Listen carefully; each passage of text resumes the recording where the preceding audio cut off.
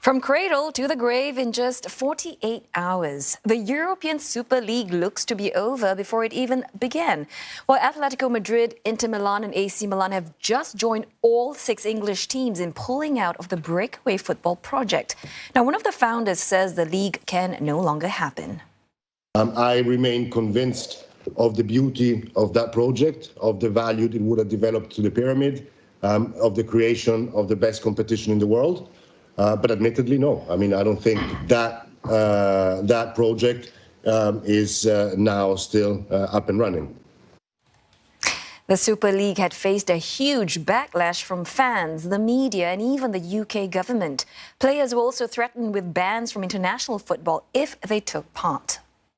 I want to apologize to all the fan supporters of Liverpool Football Club for the disruption I caused over the past 48 hours.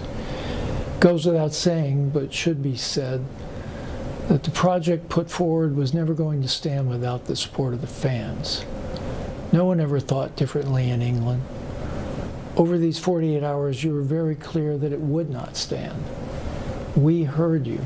I heard you.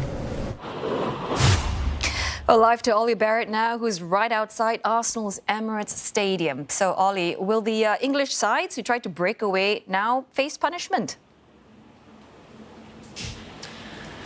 It's very possible, and one of the reasons that football authorities here in England, but also at European and world level, do want to consider sanctions is that they want to make sure that something like this doesn't happen again. At the same time, it's difficult for those football governing bodies and authorities because these clubs that are involved in this breakaway project, or were, are crucial to their television audiences and therefore their revenues, and they potentially may want to avoid a situation in which they dock points from those clubs or even mean that they can't qualify for competitions in the upcoming years. So they will be in two minds over all of that. The other complicating factor here is that I think football authorities are worried about punishing supporters and players and managers for something they had nothing to do with. The opposition was almost unanimous here in England, at least, from the managers, from the players, from the supporters as well. And so the football authorities have to try and find some way of coming up with sanctions